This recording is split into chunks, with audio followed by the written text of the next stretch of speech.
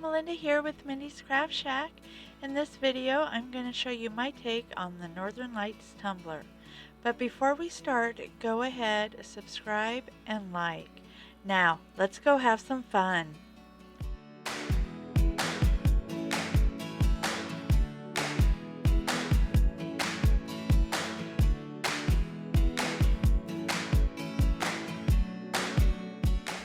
For this tumbler, I am using a 20-ounce skinny by Hog. Also, I have my Alumilite that I've already mixed. It's a 1-to-1 ratio. And this is the Alumilite Plus. And what I'm doing here is I'm going through and I'm putting a coat of epoxy all over the cup. And I've divided the epoxy into 5 different little medicine cups that I put about 5 mils in each one. Now I'm just making sure that the tumbler is getting full coverage. You know, I've done this tumbler a couple of times before and have messed up every time. So I've decided to do it this way and it comes out just the way I want it to every time. Now that I have it fully covered, I'm taking mica colors that I got from the cottage and I'm putting a drop in each of those medicine cups. And I'm using the fluorescent orange, fluorescent pink, fluorescent purple, green apple, and a blue. And then we're just going to mix them up and make sure they're fully mixed.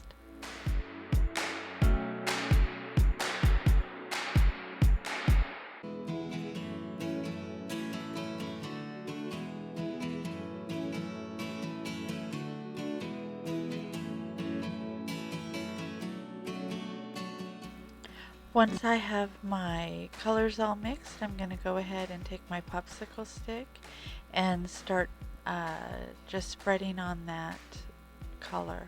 And it doesn't matter what order you go in, I just go down the line and whatever color I grab, that's what I put on. And also you can put on as much or as little of each color that you want. Now this blue, when I put it on that black tumbler, I just fell in love with it. It was so amazingly bright on there. And that's exactly what I was going for. And the green really shows up nicely too, and you'll see that right here.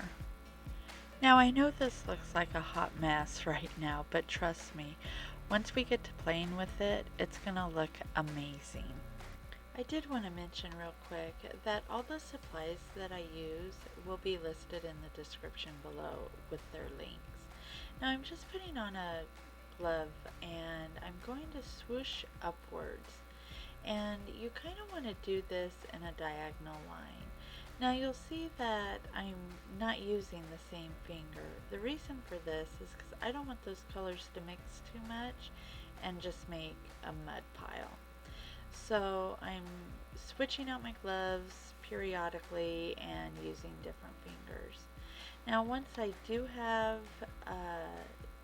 it mixed to where I like it, I do go ahead and use the same finger. Now here I did go downwards and I didn't like it, so I just put on a new glove and swooshed upwards. Now you can go down as far as you want. I tend to go down pretty far to the bottom of the cup because the picture I'm using, I want it to look like you're on a mountaintop and you have the whole northern sky behind you. Now when I did this the first time, my husband Mike was watching me and he's like, no, stop, you're doing too much. But I kept on going until I got it to where I liked it. And that's all I can tell you is you are making this cup. You stop swishing when you feel that it's to your liking. You know, this really reminds me of finger painting. I had so much fun doing this tumbler. Now you will notice there's a little dot down towards the bottom of the cup as it comes around right there. And I'm not worried about it because it's actually going to be covered up. Once I've got it to where I want it, I'm going to go ahead, take my torch to it, pop those bubbles, and then we'll let it cure for 12 hours. Here I have my stencil, and I did a reverse weed on this. Now, when I made this tumbler before, I did try to just lay the vinyl and wrap the vinyl around, and it kept on coming off uneven. So I said, phooey with this, I'm gonna do a reverse weed. So that's what I did. Now, if you haven't done a reverse weed before, I'm going to put up a link in the right hand corner here, and that will take you to a video that I did not too long ago on how to do a reverse weed. I will also put the link in the description below. Now you'll notice that I didn't take that backing all the way off. This is so that I'm not fighting with that vinyl as I put it on this tumbler. Now, what I'm doing here is I'm just going around the cup with my vinyl and making sure those ends of the branches on the trees don't stick out, don't get caught underneath each other, stuff like that. Now, once I get this all on and I get to the end here, those two ends are going to overlap. Now, it's okay that they overlap. I want them to overlap, but I don't want them to overlap so much to where it overlaps onto the branches of the opposite tree. So I'm just going to cut them away a little bit and make sure that those branches are free and clear. Once I get that done, I will go ahead, take the transfer tape off, and then I'm going to cut that bottom line off of there. I do not want that on there. I want it to look like it's all flowing together. And then once that's done, I'm going to take it outside, spray paint it, and before I take it outside to spray paint it, I will put saran wrap around the top and tape it down so no spray paint gets on the top of that tumbler. We'll let it set for 30 minutes, and then I'll be back and we'll go ahead and put a coat of epoxy on.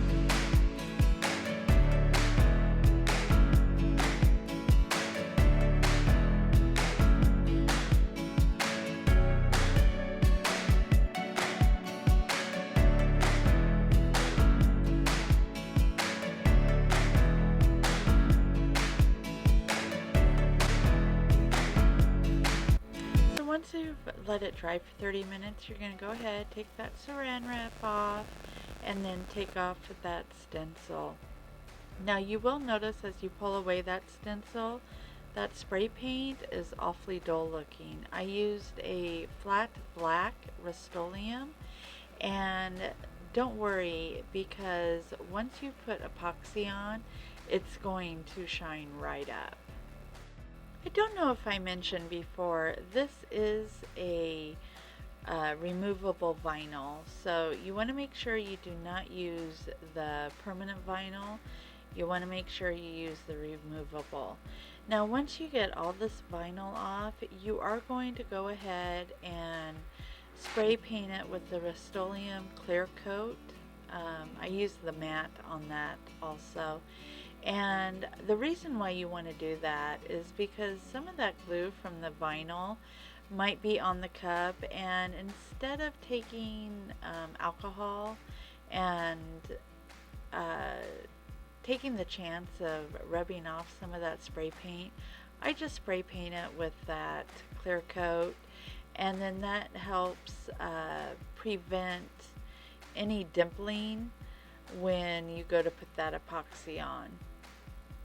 Sometimes what'll happen is you go to put that epoxy on, everything's going good, and as it dries it starts pulling away in certain spots, and you get little dimples in your tumbler. See how that really shines up when you put that epoxy on? It just looks beautiful, and when it dries it's still gonna look like that. Now, I only put this coat of epoxy on because I didn't personalize it. If you were to personalize it, you'd put this coat of epoxy on, and then you personalize it, and then you'd go ahead and probably put on 2 more coats. Now I'm just going to hit it with my heat gun, and then I'm going to let it cure for 12 hours. Clean it up, and then let it set for another 72 hours, and it'll be ready to use. Well, I hope you all enjoyed this video. If you did, don't forget to hit that subscribe button, ring that bell for new notifications, and give me a thumbs up. I want to remind you all the supplies that I used in this video will be in the description down below. I'll also add the link to my private Facebook group. Now, I hope you all have a great week. Stay safe. Bye.